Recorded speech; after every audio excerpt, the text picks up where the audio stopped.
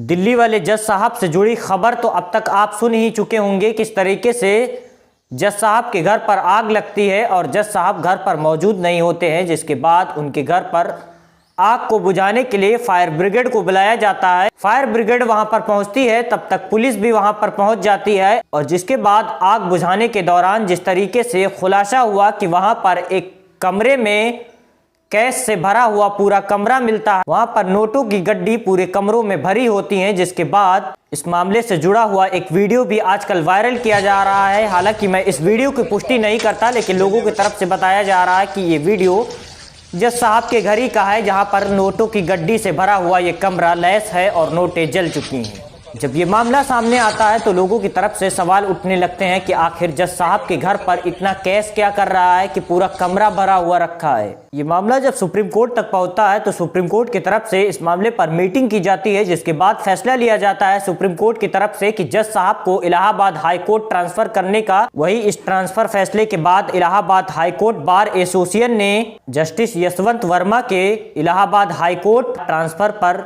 बेमिसाल हड़ताल की घोषणा कर दी है। ये Allahabad high court bar association की तरफ से ये फैसला लिया गया है। अब जज साहब से जुड़े इस मामले पर लोगों की तरफ से इस पर सवाल भी खड़े किए जा रहे हैं कि इस मामले की जांच होनी चाहिए कि जज साहब के घर पर इतना कैश आखिर क्यों इकट्ठा था, क्या मामला था। इसको लेकर लोगों की तरफ से तरह तरह के सवाल भी उठाए जा रहे हैं। इस पूरे मामले को समझने के लिए वरिष्ठ पत्रकार रवीश सर का मैं आपको वीडियो दिखाऊंगा, जिसमें वो कितनी अच्छे से इस पूरे मामले को समझाया है। दिल्ली हाई कोर्ट के जस्टिस यशवंत वर्मा का तबादला कर दिया गया है।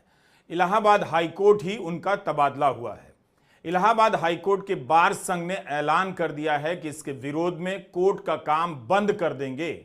बार संघ ने आर पार की लड़ाई की घोषणा कर दी है कि तब तक काम नहीं होगा जब तक तबादले के इस आदेश को वापस नहीं लिया जाएगा।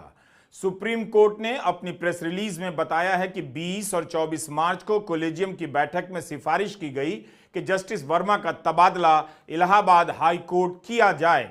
इसका मतलब तो यही हुआ कि जस्टिस यशवंत वर्मा फिर से न्यायिक कार्यों में हिस्सा ले सकेंगे। 22 मार्च की रात जब सुप्रीम कोर्ट ने आधिकारिक तौर पर दस्तावेजों को सार्वजनिक किया, तब यह भी बताया गया कि जस्टिस वर्मा को सभी प्रकार के न्यायिक कार्यों से अलग कर दिया गया है। क्या यह सवाल नहीं बनता कि जब वे दिल्ली हाई कोर्ट में न्यायिक कार्यों में हिस्सा नहीं ले सकते हैं तो 2 दिनों के भीतर इलाहाबाद हाई कोर्ट में कैसे हिस्सा ले सकते हैं। सुप्रीम कोर्ट ने जांच के लिए कमेटी बनाई है। कमेटी की रिपोर्ट अभी नहीं आई है। उससे पहले कोर्ट ने तबादला क्यों किया? इलाहाबाद हाई कोर्ट के बार संघ का दावा है कि 22 बार एसोसिएशन का उन्हें समर्थन प्राप्त है देश भर से। तो क्या हम इस तबादले को लेकर कोई बहुत बड़ी राजनीति देखने जा रहे हैं? इलाहाबाद हाई कोर्ट के बार संघ ने बहुमत से प्रस्ताव पास किया है और सुप्रीम कोर्ट प्रशासन के खिलाफ जंग का ऐलान कर दिया है। एक रेजोल्यूशन पास किया है, रेजोल्यूशन नंबर 1। सुप्रीम कोर्ट की ऑटोक्रेसी, अब सुप्रीम कोर्ट एडमिनिस्ट्रेशन की ऑटोक्रेसी अब समाप्त होनी चाहिए।